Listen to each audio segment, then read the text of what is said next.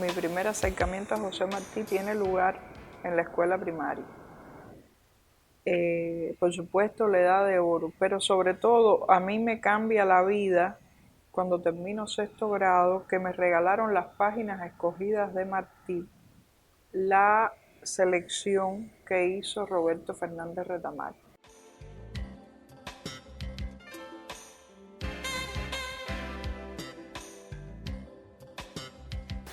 Desde que era estudiante de la Universidad Central de Las Villas, en primer año de la carrera, yo no sabía bien cómo ni por qué, pero yo quería seguir estudiando a Martí, y cuando supe que existía el Centro de Estudios Martianos, a través de mi profesor Ordenel Heredia Rojas,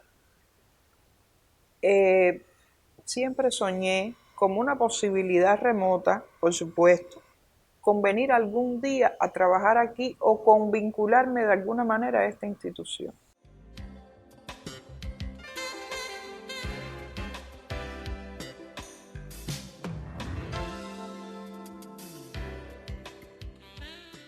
Yo vengo a trabajar al Centro de Estudios Martianos en el año 2000 y entro por la biblioteca, que era donde había plaza en aquel momento. Pasé a la edición crítica. Y en ese equipo, una de las experiencias fundamentales bajo la dirección de Pedro Pablo Rodríguez ha sido para mí el cotejo de los textos publicados con los originales de Martí. Tuve la fortuna de poder trabajar con el manuscrito de esa magnífica semblanza que es el general Grant, el militar y presidente estadounidense, vencedor cuando la guerra de secesión, porque era el comandante en jefe de los ejércitos del norte, y luego presidente durante 2 mandatos. Pero poder contrastar la versión publicada con un borrador muy anterior fue para mí un verdadero descubrimiento, y eso dio lugar a esa tesis de doctorado que por razones ajenas a mi voluntad estuvo 9 años terminada y la pude defender en el año 2015. Es un valor agregado del trabajo en la edición crítica y es un libro del que han aparecido fragmentos, han aparecido estudios preliminares muy anteriores incluso a la defensa de la tesis como parte de otros textos, pero que como libro acabado, como tesis, permanece inédito aún y espero que en algún momento pueda salir a la luz.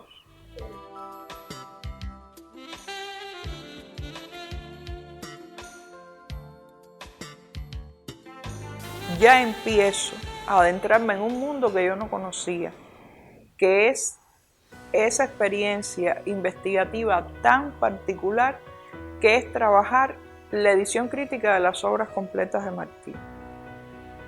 Y te digo que es una experiencia muy particular porque el objetivo central de la edición crítica, según lo definía Marinello, de una edición crítica cualquiera que se haga, y mucho más si se trata de un hombre como Martí, es, en la medida de lo posible, dar todo el hombre y todo el tiempo.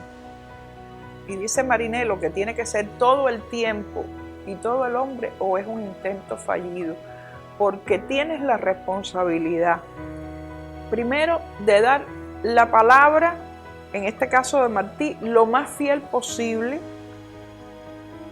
a lo que Martí dijo en su tiempo, es decir, cotejándolo con los borradores, con los manuscritos originales si existen.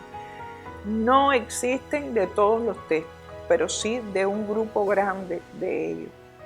Tienes la responsabilidad de cotejar eso, caso de que no exista el manuscrito, con la edición príncipe, sea en periódico, revista, libro, donde quiera que se haya publicado el texto por primera vez.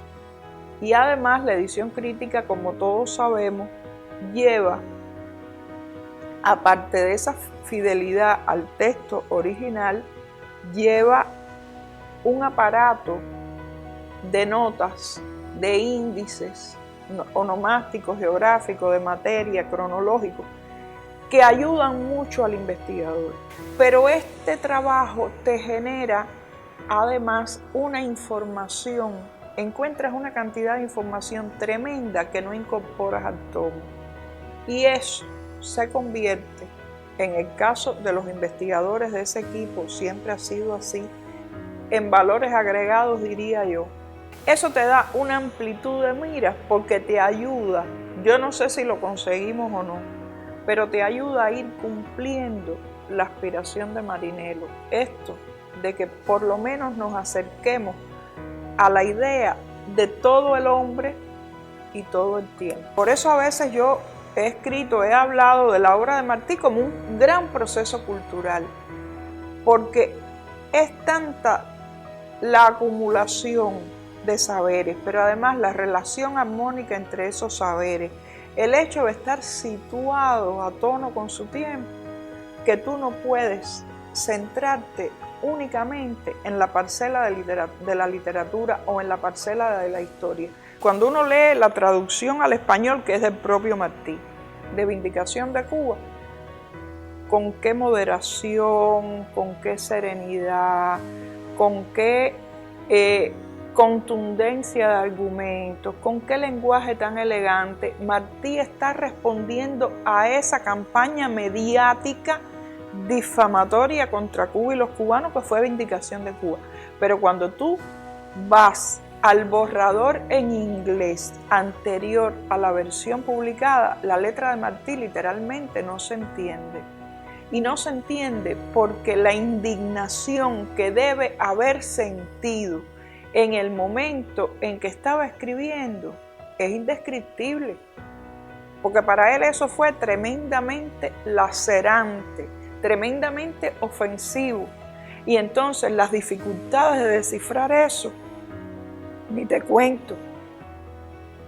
Por eso te digo que es una experiencia que sí genera mucho trabajo, pero te da una amplitud de miras increíble y te obliga a aprender y a entender que no lo sabes todo, que apenas sabes alguito.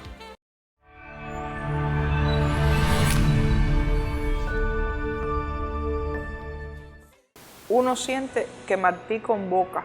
Ya el hecho de que tú salgas fuera de Cuba a hablar de Martí a un espacio determinado toca los corazones de la gente.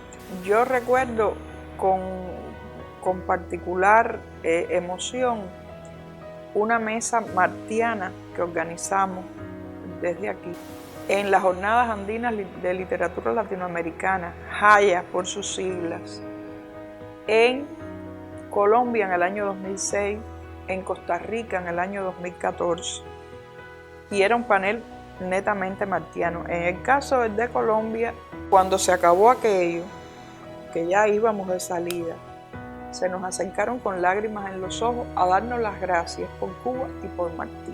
Esas son cosas que a uno lo marcan. En Guatemala, en el año 2004, creo que fue, en un homenaje a Miguel Ángel Asturias, al que me invita Lucrecia Méndez de Penedo, una catedrática guatemalteca, una estudiosa latinoamericana de gran prestigio. Y yo dije, bueno, ¿y qué voy yo a hablar de Miguel Ángel Asturias? Y me pongo a rastrear la relación de Miguel Ángel Asturias con la obra martiana. En el periodismo parisino de Miguel Ángel Asturias hay unas apreciaciones de una claridad y de una lucidez sorprendente sobre Martí a finales de la década del 20 del siglo pasado. Para Miguel Ángel Asturias, Martí debía ser publicado en su totalidad, debía ser difundido por toda América Latina, y Martí estaba en las bases mismas de la comprensión suya del mestizaje latinoamericano. Para mí eso fue un verdadero hallazgo, y para los propios guatemaltecos también. O digamos en el 2019, cuando se conmemoró en Santander, España, los 140 años de la estancia de Martí en esa ciudad, cuando su segunda deportación. Para mí fue muy interesante conocer y poder escuchar a Leticia Saldívar Miquel Arena, que es tataranieta de la madrina de Martí, de doña Marcelina Aguirre, quien lo alojó en su casa en los días que estuvo en la ciudad, y esa familia sigue viviendo en esa casa. Y en el imaginario colectivo de esa familia, Martí es una presencia tutelar. Y aquella señora, en su exposición, que fue además muy emotiva, muy cálida, mostró objetos familiares para nosotros poderlos conocer, poder conversar, intercambiar sobre estas cosas. Fue tremendamente grato.